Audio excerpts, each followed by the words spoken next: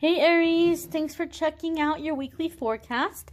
This is going to be for Aries, Sun, Moon, and Rising, December 27 through January 2nd. You might stumble across this video at a later time. That's totally fine. You're going to find it whenever you are meant to find it and whenever it was time for you to hear the messages in it. Now keep in mind, not every single message is going to resonate. This is a general reading for the Aries collective. So take what resonates, leave what doesn't. You might need a private reading. But we're going to connect here and see what messages come up for Aries, Sun, Moon, and Rising. I feel like we need one more shuffle here. Maybe one more. I don't have a set number of times I shuffle. I just shuffle till the cards feel ready. So sometimes it takes a little longer. The first card that's coming up here is the Seven of Wands. I'm always happy to see the Seven of Wands. I like the Seven of Wands. Now, the Seven of Wands, for me, comes up with the message of, if it ain't broke, don't fix it. Aries, now is not the time to go over the top or try to do extra things. You might be seeing progress in what you're doing. And sometimes when we start to see progress, we get really excited and we're like, oh, well, I want to strike while the iron is hot. So I'm going to work on this and I'm going to work on that. And I'm going to try to make this better and do this better. And we mess with things too much. Sometimes a simpler approach is better. I like to give the example of like mascara. Anybody who's ever worn mascara, there's a fine line between just a little bit more and now you've just made a clumpy, gross, sticky mess. And it's like at some point you have to just be like, okay, I'm going to stop right here. This is good, right? The lashes are full enough. I'm going to leave it alone. Let me know if you can relate or if you understand that analogy. But there can also be with the Seven of Wands, the aspect of crabs in a bucket, right? If you take a bunch of crabs and you put them in a bucket, you don't have to put a lid on that bucket. Because every time a crab gets close to the top to crawl out, the crabs underneath grab it and yank it back down. And when the Seven of Wands comes up, you could be a place in your spiritual journey, in your healing, where you're crawling out of that bucket. You're crawling out of that pit. But there's going to be negative people around you that are trying to distract you or turn away your focus or trip you up in some kind of way because misery loves company. And so Seven of Wands comes up for me in that way when Spirit is saying, do not give these people your time. Do not give them the time of day. They're not bringing up these topics to have conversations with you, to give you ideas or encourage you or help you on your path. They're not truly, genuinely trying to understand why you're making the decisions that you're making or how things are going for you. They have an agenda. And their agenda is to keep you what feels comfortable for them. And so they're going to say things or do things to yank you down. So Seven of Wands can be, if it ain't broke, don't fix it. Keep on your path. Stay focused.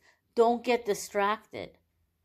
I hate to say it, Aries, but some of you have people around you that are very envious of where you are or how much you're overcoming or how much progress you've been making.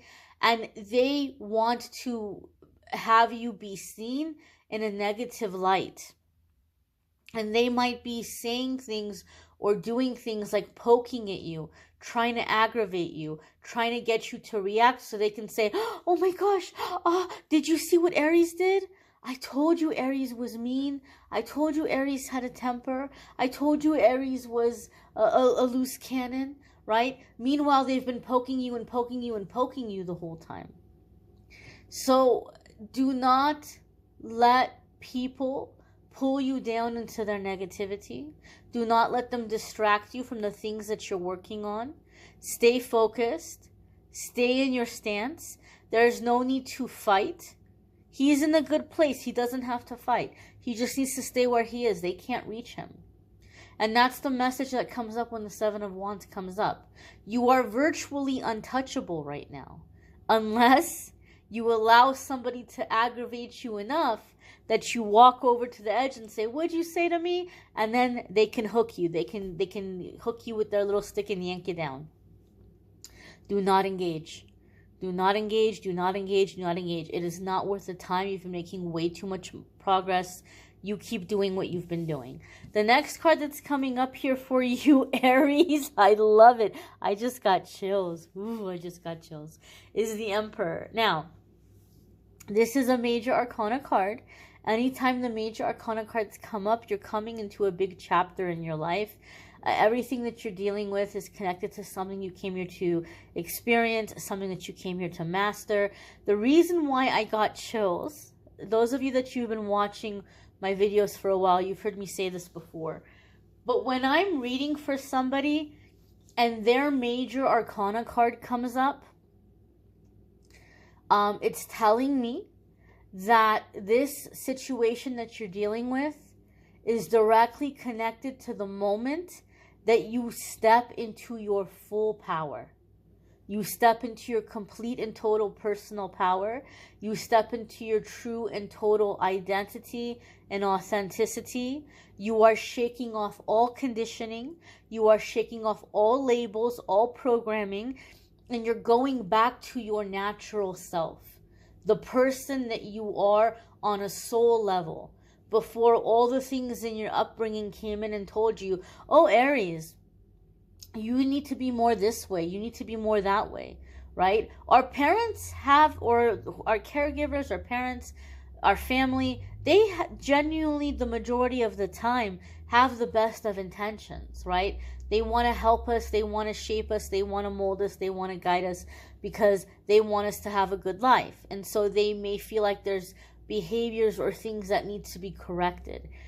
And sometimes really positive traits are misunderstood, and instead of being redirected to be used in a positive way, you're taught that that aspect of yourself isn't good and you should push down that aspect of yourself.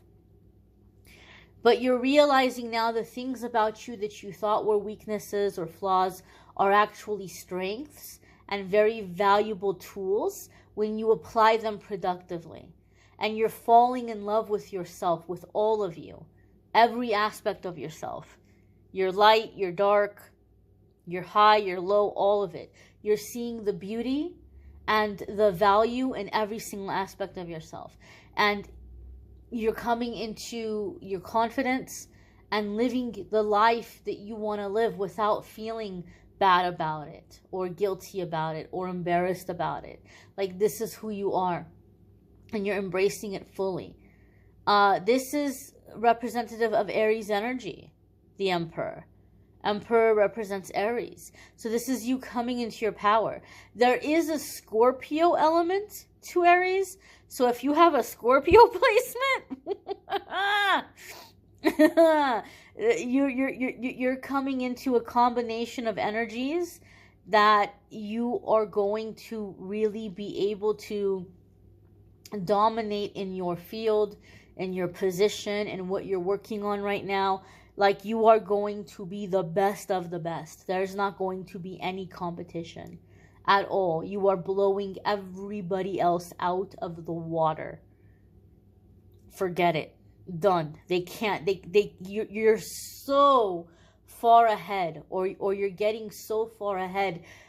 You're untouchable. You're absolutely untouchable. There is no competition. No adversary, no weapon against you shall prosper. That's the kind of power you're stepping into. Now, the Emperor, traditionally speaking, is the divine masculine energy.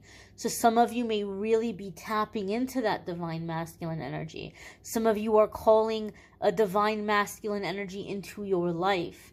The Emperor can sometimes also be a father or father figure who has passed on, that is coming in and guiding you through a situation or bringing you messages through your dreams.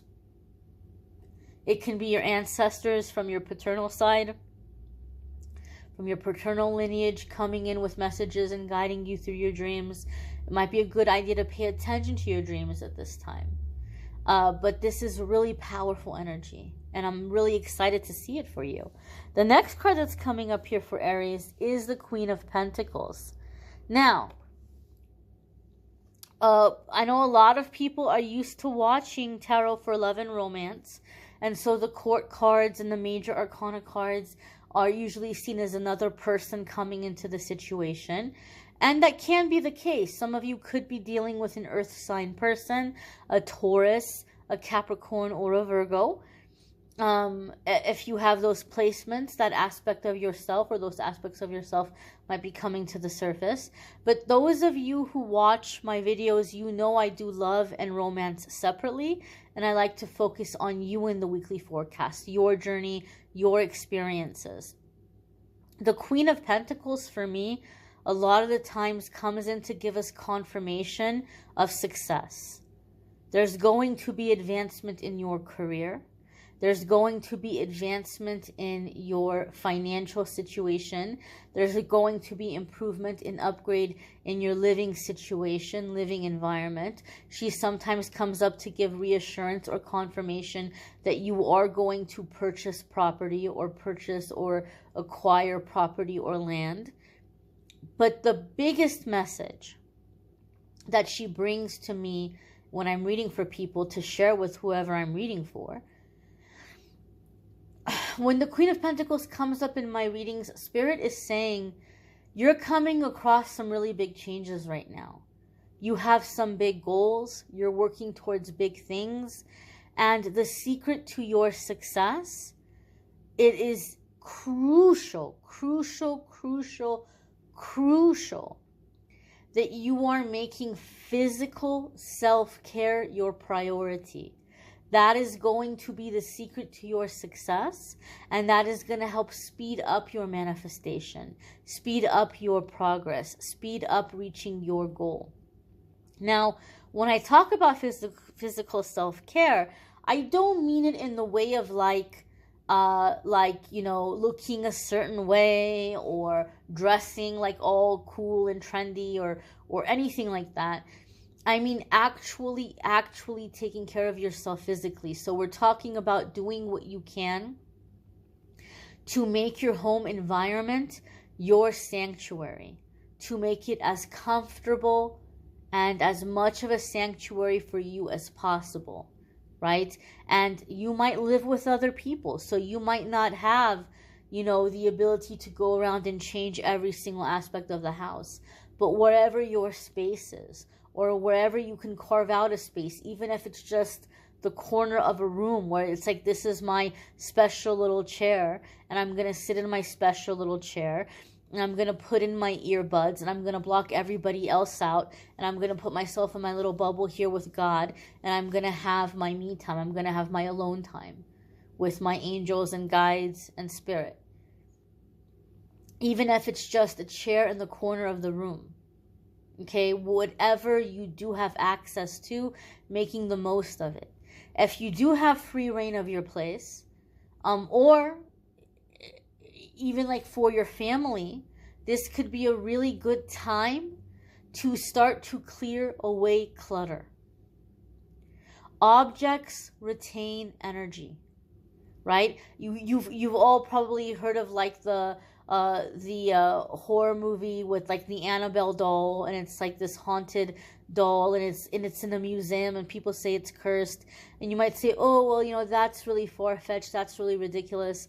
I'm not gonna say that it was like what was in the movies, but objects do retain energy, and there can be certain objects that bring sadness into an environment, anger into an environment. Now, maybe these are things that have retained energy through really difficult times, and maybe you don't want to get rid of it, or you can't give it away, or you can't throw it away, but maybe it's a good idea to smudge those things, to sage them, to smudge them, to bless them, to clear the energy. And other things, it's going to be a really good idea to start giving away or selling, just for the sake of clearing away clutter and creating space and energy flow.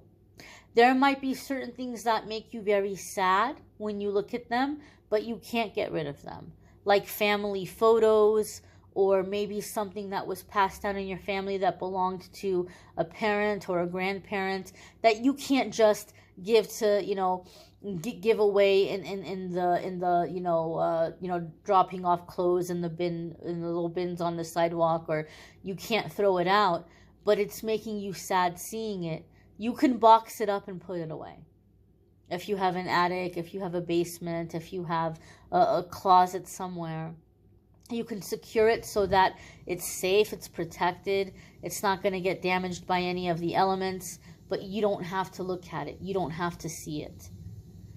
Creating a sense of sanctuary by clearing space, making room, setting tone through music, letting light in, making sure that you have specific areas in your space. Even if you live in a little one-room studio and you do everything in one room, you can have it organized. This is the part of the room where I sit and relax. This is the part of the room where I do my reading or my work. This is the part of the room where I eat, right? Like have your designated areas for things.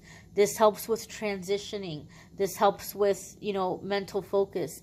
Make your morning coffee or tea a little ritual in the way that you're starting the day, a little ceremony. When you're preparing food for yourself, present it to yourself the way you would to a guest or somebody that you care about. Put some love into your meals. Good quality sleep, unwinding at the end of the day, cutting cords, maybe a nice hot shower, a nice hot bath, pajamas, lotions, bed sheets that feel good on the skin, against the skin. Anything that you can do that makes your space as comfortable as possible.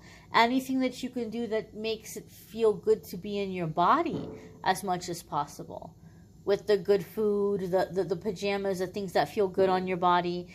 Anything that you can do to feel safe and secure, excuse me, in your space and in your body.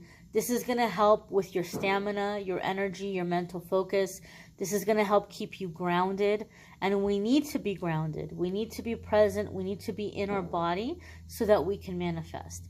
This is also going to help you realize how blessed you are, how much you have, how much abundance you're already surrounded with. And when we have that focus, we attract more abundance. So physical self-care is going to be a very important aspect for a lot of you and the things that you're working towards and trying to manifest or achieve at this time. The next card that's coming up here for Aries is the Two of Pentacles. So this is why physical self-care is going to be really important for you. Because Two of Pentacles tells us you're coming into a very busy time. You're coming into a time in which you have certain opportunities that might be challenging you a little bit. They might be out of your comfort zone, right? And maybe you're one of those people where you're not used to that energy.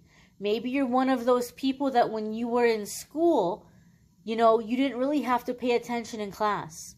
Your mind could be wandering and drifting all over the place. You didn't have to study for weeks and weeks and weeks. You maybe went over the textbook for half an hour or an hour or two before the test, and you aced it. You didn't have to try. It wasn't a challenge for you. You excelled quite easily. But now you might be finding yourself in a position or situation where you feel challenged, and you're like, wow, I actually have to think about this. I actually have to really make an effort, and I feel challenged, and I feel like I've got to figure this stuff out. And that can be a scary or overwhelming feeling. But by being grounded and being in your body, it's going to help you have the stamina. It's going to help you have the focus. It's going to help you feel confident. And it's going to help you to succeed. Two of Pentacles also comes up for me when you need to get out of your head. You might be worrying that, oh, people think I don't know what I'm doing, or I'm looking stupid, or they don't like me. Get out of that. Don't pay attention to that distraction. Focus on the task at hand. Be present, be in the moment, and you will succeed. Be sure to check out your moon sign and rising sign videos. Some weeks that might resonate more for you than your sun sign. You may need a private reading, which you can schedule at calendly.com/amethystangelite. Be sure to check out the love videos for January and the 2022 12-month forecasts. Those are linked in the description of the video. I thank you all for watching, liking, sharing, commenting, subscribing. I'm wishing you all a wonderful week ahead and a very, very happy new year. A happy 2022 to you all. Take care, Aries. Bye, my dears.